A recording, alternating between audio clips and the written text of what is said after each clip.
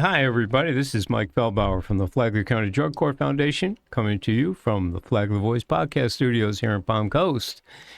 And again, in the studio I think this is our third visit. Yes, sir. And I think we're going to continue doing this. I have Robert with me, who has been in the world of recovery for many years. And we're here to talk more about what he sees in the world of recovery, because he's very involved out there in helping other people. Considering where he's been himself, yes. He knows what he knew how to win the shirt. Okay, and today he's picked a topic that we're going to be talking about. And I think it's very important for those of you out there to listen to it and get a good idea of what he's talking about and the differences in certain things. So, Robert, welcome. How you doing today? And then let's talk about your topic. You know, Mike, I'm excited to be here. We've become very good friends, yes. and for that I'm very grateful. And I've lived long enough, Mike, to be sober decades, not just years. Mm-hmm. And so, the other day I was in a meeting, and I've been so fortunate to have been sober over 39 years. And sometimes I get more grateful than others. And a lot of times I get so grateful is when I see a person getting a 20-year chip. A friend of mine I'm very grateful for was sober 20 years the other day. And I realized that I've been in the room. I was taking my 19-year chip when this person was taking a 20-year chip. And it gives me an idea of how long I've been at this. And every morning I wake up, Mike, and what we want to talk about today. And I'm not complacent because I know that complacency is a trap. Yes. And to stay out of that trap is the best that I can do to become better. And as we were discussing prior to this being recorded, it's good to be comfortable. Everyone ought to be comfortable in their own skin. They want to be who they are, where they are, what they're doing. There's nothing wrong with that. But that borders so often on complacency, which is a bad place to be, as we agree. For sure. And that's definitely what people have to understand, what the difference is, okay? Because as you and I were discussing prior to coming on the air here, complacency puts you in a position of not moving forward and puts you in a trap. Yeah. And you don't want to be in that trap.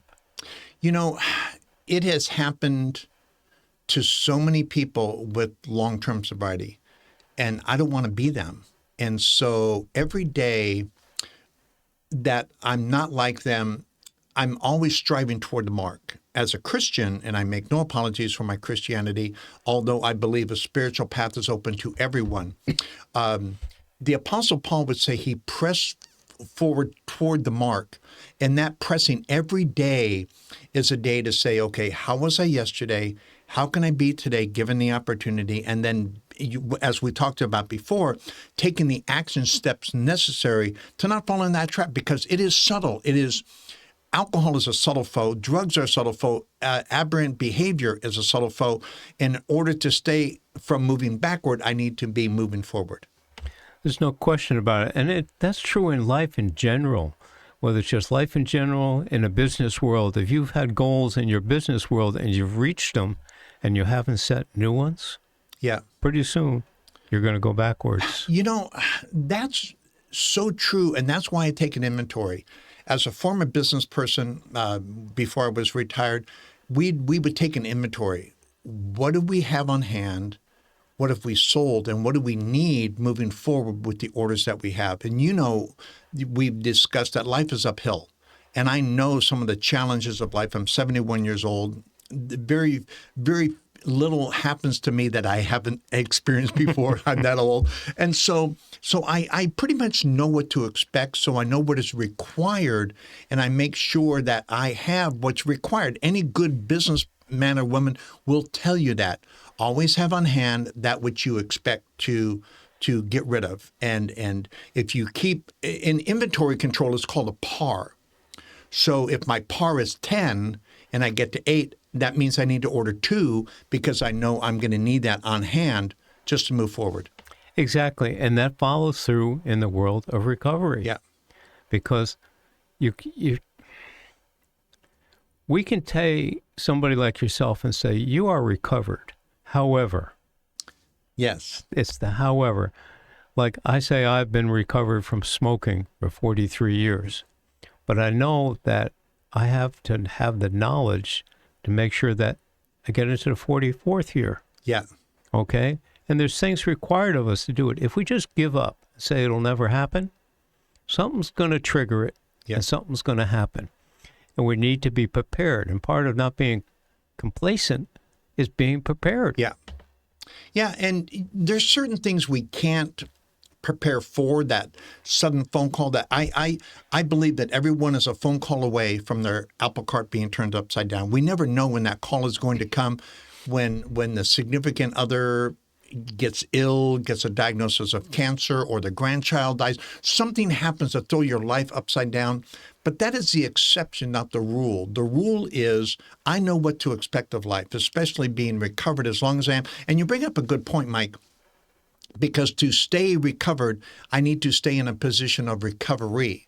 So if I want to stay where I'm at, I have to continue to do what I've been doing to get to where I'm at. And I get further along the way. And I know that's difficult for the newcomer to understand, because in the beginning, all you have to do to stay clean and sober is stay clean and sober. Just don't pick up. There's so many things we don't do, but after a while, it becomes what I do, not what I don't do, that separates me from those who don't drink to those who are recovered. It is no longer based on what I haven't done. It's based on what I'm willing to do today. And willingness is the key that unlocks the door. The big book of Alcoholics Anonymous says it opens almost of itself. So the more I'm willing, the more I'm saying, I don't know opens the door to learning what I do need to know. And I know less than what my ego thinks I know a lot, and maybe I do, but compared to what I don't know, how do you know what you don't know? Well, the only way you know what you don't know is when you find out there's some obstacle that you don't know how to overcome. Yeah. And then you realize, how do I find that? Yeah. How do I get over that obstacle? And again, whether it's in the world of recovery, business, or just life in general, we have to find those ways of getting beyond that point. Well, I think in general, what from a biblical standpoint or recovery standpoint, whether it's AA, whether it's Celebrate Recovery, whether it's the LDS form, whatever it is, we all follow a certain tenet of rules to live by. Admitting, I had an evangelist friend of mine said, we got to get them lost before we can get them saved, which was profound to me. And the same way in recovery, I was talking to one of my friends today, and I can't admit that I'm powerless for you.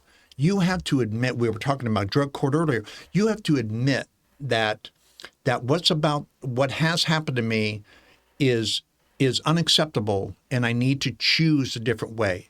And until I'm ready to admit what I don't know, I will never learn what I need to know. And you've hit on a point that we've talked about in the past and we'll continue to talk about because it just needs to happen. As part of that is to admit, number one, but also to start reducing the guilt, okay? Understanding what caused you to do what you did, okay? And then move on. Yeah. Because if you want to live in the world of guilt, your personal guilt, your personal shame, you're not going to move on. You got to get to, and we, as the public and the people that care about people in recovery, have to help those people get to that point. We talk about reducing the stigma, okay? We got to stop treating people that are in addiction, whether it's drugs or alcohol or gambling, whatever it is. Stop treating them like they're nothing but bums. Yeah. Okay? Understand that there might have been choices they made to get them into where it is, but those choices were made to cover up something else that they couldn't handle on their own. And that's why, the government even considers addiction a disease. Yeah. Because it is. It is. Mental health, you can't disregard it. What we recover from is a seemingly hopeless state of mind and body. Sometimes our addiction, whether it's gambling, pornography, what have you, some other other substance other than a substance like alcohol or drugs. It's a condition of the mind. I always think that I'm less than, therefore, this makes me forget that I'm less than. You know, the person who eats the gallon of Haagen-Dazs instead of mowing the lawn, instead of going for a walk, they're trapped, just like a person who's addicted to drugs or alcohol. We think there's no way out. Therefore, I need to seek what is comfortable enough for me. And until we're willing to get uncomfortable, we had discussed offline before a particular faction of the drug court that keeps the pressure on a person who believes a bottom is necessary. And bottoms are necessary because even a yo-yo, I was thinking about this the other day. This is how old I am. Remember a yo-yo? Oh, yeah. Walk the dog and other tricks. A yo-yo doesn't bounce back up unless it's manipulated until it gets to the end of its rope. Then when it gets to the end of the line, does a yo-yo spring back up. So until I hit that bottom, I'm not ready to get up. And every bottom is going to be different to the person experiencing it.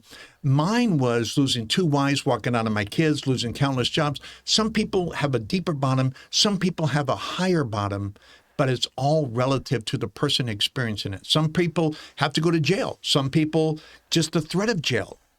But we all have to experience that before we're ready to move forward in this thing we call recovery. There's no question about that. And I'm glad you pointed out the point. It's different for everybody is a little bit different. Because too much of is talking about you had to hit bottom, and people think of that hitting bottom as just the worst thing in the whole world. And you're right. It depends on your particular mindset. Yeah. What is bottom for you? It doesn't mean you have to be out on the street trying to find a place to live. It could be something else entirely. But it is at that point that you say, I've got to make a decision, and I'm willing. Okay? Yes. That's the important thing. You're willing to do what needs to be done. And then find one thing or another to help you get there. Again, whether it's AA, NA, Celebrate Recovery, any of the rest of the 3-letter words or 2-letter words that are out there to help people in the world of recovery. And that's the key. Once you make that decision, and then learning how to keep to it. And then, as the important part of today's topic, when you get to, let's say you've set a goal. I want to reach that 2-year, 5-year. Those are two of the marking points that really help people understand you're on that golden rule, golden road there.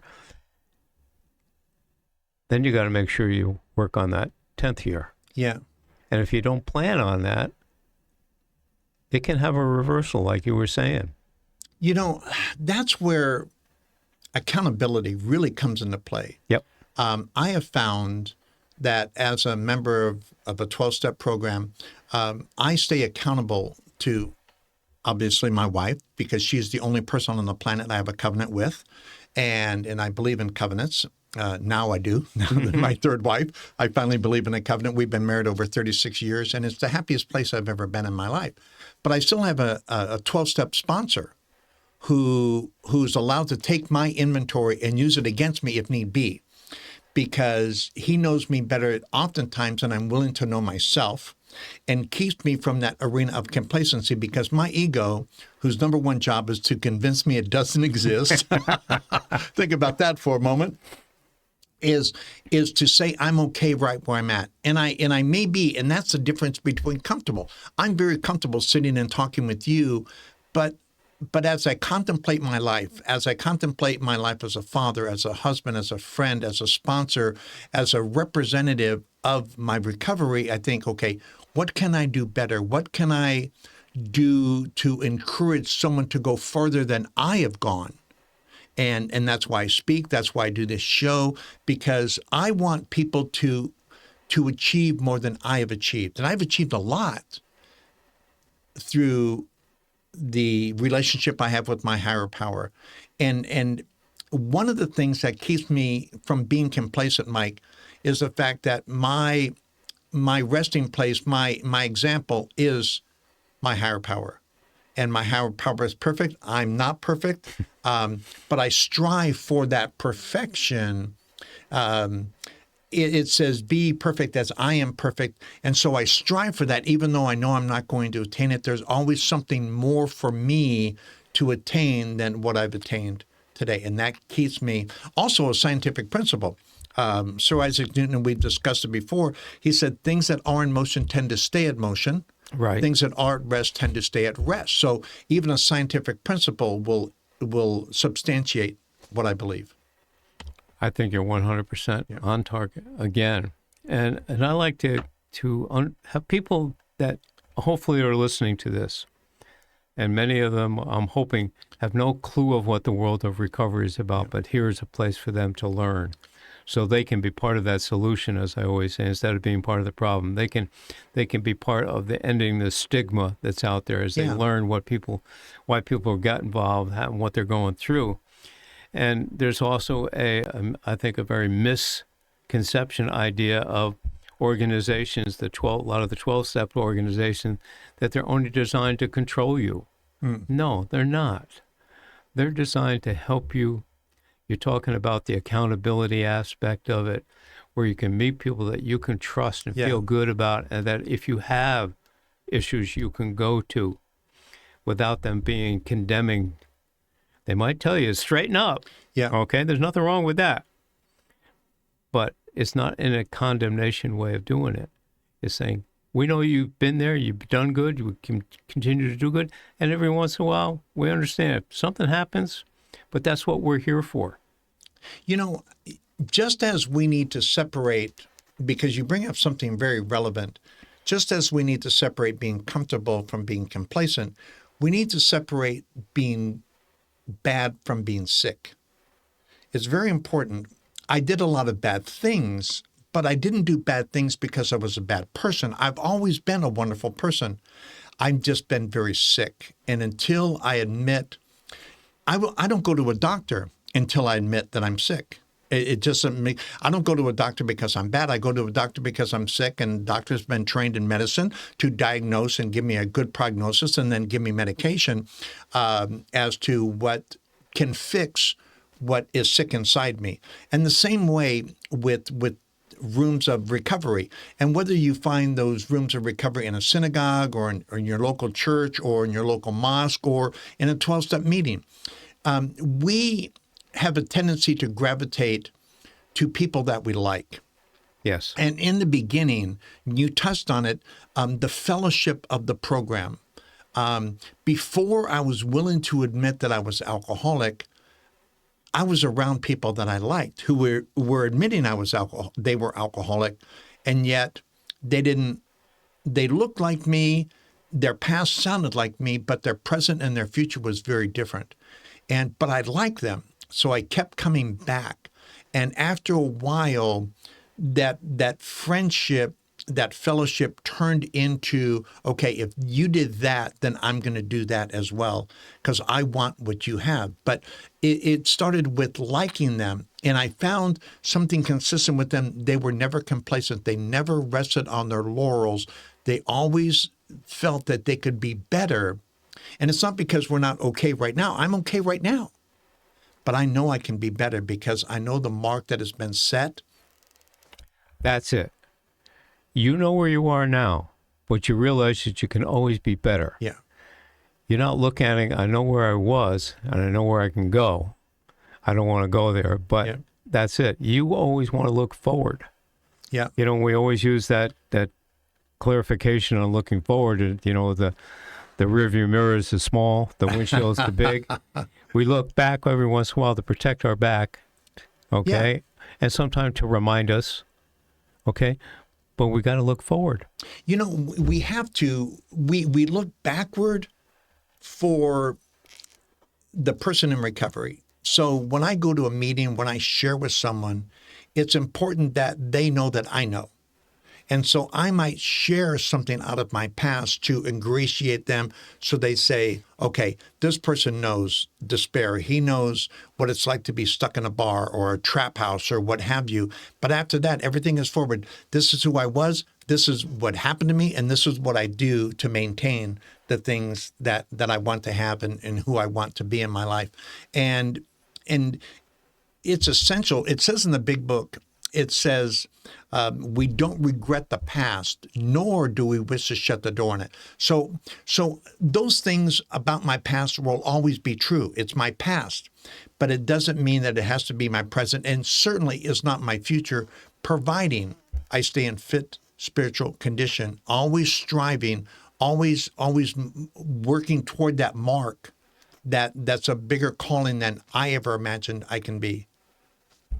That's, I mean, that's what we all need to be doing. And I see so much of it when I look at the Bible and see some of the stories that were written about people that were suffering and how they moved along as Jesus came into their lives. So in this particular case, and life in general, okay, we're going through a certain part of our life, and we need some help. We need some direction. We might not even know that there's a Bible around, so we're not saying that's the case. But if we find people like you that have been involved and have a heart to help people and to reach back, and I think I've done this at the shows before. Our hands have to go two directions all the time, right? Yep. One's reaching back to somebody who's behind us that we need to help pull them up. But there's always somebody that's far ahead of us that we need to be reaching out to. And that's looking to reset that goal so we don't get complacent. We don't stop in the middle. We're constantly moving. Yeah. Moving. Matter of fact, the friends that we commonly know, I'm meeting tonight before we go to a meeting, that's part of the reaching back because they're younger than me, they're younger in sobriety than me, but they're striving for the same things I'm striving for. They're just at a different level. So I'm reaching back, not because I'm better, but because I progressed. I started much younger. I started longer ago than they have, but I'm reaching back and I'm showing them what the forward looks like. So that's a great example. I'm reaching back because eventually, someday, Mike, if they follow the path that I have followed, that others have followed, someday they're going to be the present and the future of representation of recovery long after I'm gone. Again, and I revert back to sometimes in the business world as it relates to these same topics. And I think back to my dad, who was a great business guy. And he always taught me, if you're not training somebody behind you, you'll never be promoted. Yes. Okay? So that's the same thing. You got to bring them up so they can take your place, and then you can move on to another place that you need to be. Yeah. But sometimes if we don't have that, we get stuck where we are too. Yeah. So that's another way of looking at how do I help somebody? If I help them, I'm helping me to move on to helping somebody else maybe. But it's just so important. It really is. There's so many business and real life and motivational and recovery topics that are in alignment with each other. Zig Ziglar, in the foreword to his book, See You at the Top, he said, do you want to be successful? Then go find enough other people, show them how to be successful, and you will be successful. And exactly. so one of the things that I try to do where it says practice these principles in all your affairs, it also says every day is a day I must take God's vision for my life into all my activities. And so I know people are watching me. I know that sponsees, people that I work with along the program in different levels of their own recovery, whether it's 70 days that my one friend is 4 years or 13 years or 15 years or 20 years, they're all watching me for a particular thing. So I need to be doing, not just teaching. I need to be doing. I'm teaching, but I'm doing at the same time. They're seeing a living example, just like I was shown a living example of how life could be. I remember when I couldn't hold a job in Las Vegas. And I had this good friend of mine, Buddy, and Buddy had a job for 5 years at the same place. And I was amazed. How did you keep a job? How did they not find you out? And he taught me how to be a good employee. One of the followers that I used to listen to in 12-Step Recovery a lot, he said, the idea is to become a good application. How do you become a good application? Well, I found out in recovery that I got a job at Fitzgerald's restaurant serving watered down margaritas at 3 o'clock in the morning. And then I got a job at the Spa Tower in the Golden Nugget in Las Vegas.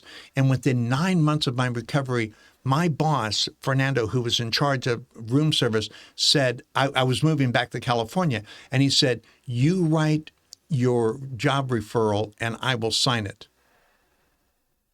That's how good of an application I was. I showed up when I was supposed to show up, how I was supposed to show up, doing what I was supposed to be. And he told me, he said, write whatever you want, and I'll agree. That's phenomenal. Actually, it brings to a story about a week ago in court where one of the participants was at the podium and talking to the judge and finding out what's going on, and was talking about something that was going on at a new position that they were looking for. And the judge says, because of the way you've been, if you need a referral, you let me know. I'll write that letter. So it's true. Yeah. It's true. Keep going. Keep going. Keep going. And if you have a problem, talk to somebody. Yeah. Like you said, your friend there taught you how. He had his job for 5 years, and he taught you how to keep a job. And what did that do?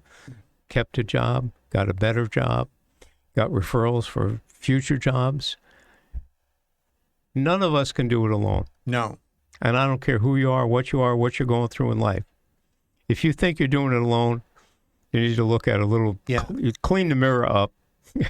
No. and take a better look. Yeah, I agree. People who say, I don't need anyone, need someone else the most. Yep. I need everyone. I want everyone.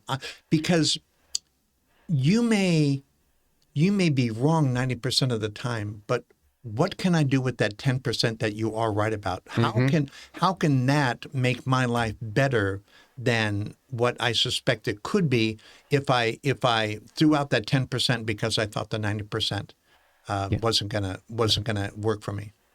I agree. I mean, it's I'm really enjoying these conversations. Yeah. People will see it that sometimes I forget to change the camera because I'm so involved with what's going on, and listening to it and having you on board with us here. And we have discussed we're going to try to have Robert back once, twice a month if we can, because I think these are conversations that help lots of people in recovery, and people don't understand what people in recovery are going through. And that's, for us, that's a priority because, again, I say you can be part of the problem or part of the solution. And if we can teach people, we're going to be part of the solution. If we ignore the issues exist, we are as part of the problem as those that are involved in it. So that's what we got to keep doing. We got to keep hanging in there. I agree. And, one of the greatest things, Mike, that I soon discovered that it wasn't about alcohol or drugs. The problem was I didn't know how to live. And I wanted to rest on my laurels, which always got me backwards. When I stayed in one place too long, I went backwards. And ever since, I was 6 months sober, and I knew something was missing from my life. And I didn't know what it was, but I knew something was glaring. And I was so afraid I was going to go back out, as the term goes, and use a drink and never return. And I would die from a treatable condition, which doesn't make any sense at all. And I went to my sponsor, Jack Fisher, and I said, Jack, what do you see in my life that I'm lacking that is my missing ingredient? Like you're not adding flour to a cake and you're wondering why it doesn't turn out, or eggs or what have you. And Jack said to me, Bob, he said, you're not serving others. He said, if you add service to your regimen, if you add service to your plan of recovery, you will have everything you need. And ever since then, Mike, ever since I've been 6 months clean and sober, I've been on a path of serving others in hospitals, institutions, prisons, jails, 12-step meetings, recovery centers, everything here on the opportunity to meet and know you and know this audience. I've been the best I can to serving others because I know if I want to get everything I want, and I do, I'm not an idiot, I want to get everything I want, is to help you and others, maybe not generally, specifically you, but generally you, humanity. I know that I need to be on a path of helping them. Not everyone's going to receive the help I have to offer. Maybe I don't flavor it right. Maybe it's not the right approach.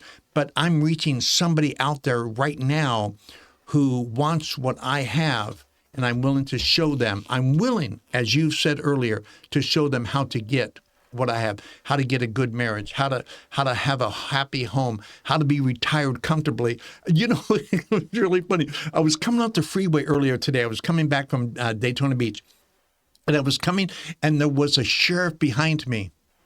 I thought, he may pull me over. He may not pull me over. If he pulls me over, I'm going to have a great conversation, but I'm not going to jail. 39 years later, I realized I'm not going to jail. And what a happy place that is. Because there was a time, Mike, I would have been pulled over and he said, you don't have a license to drive, do you? Your car's not registered. You don't have insurance. We're going to tow your car. We're going to take you to jail. And my day would be, but that's not the way. And those are things that help me not be complacent. And it sounds ridiculous to some who've been sober a long time, but those are big deals to me because that's was my past and it's no longer my present, nor is it involved in my future. Excellent. Excellent. Well, we are drawing to a close for today. Believe it or not, these seem to go by faster and faster every week. But Robin will be here back again in a couple of weeks. We'll have him back on board. And we're going to continue this. I like this. And so, again, for any of you out there that want to know more about what the Flagler County Drug Court does, we need your help. We need help physically. We need people that have gifts and have a heart to help people. So if you're interested, give me a call at 401-864-6997 or email me at mfeldbauer, Feldbauer, @gmail.com. We can always use financial contributions also because we are a 100% volunteer organization. All the money that comes in goes to help people in recovery in our programs and outside of the programs and to train our volunteers. So thank you for joining us, Robert, today. And again, and for those of you watching and listening, thank you for joining us. We hope to see you again very soon. You have a great day. We'll see you later.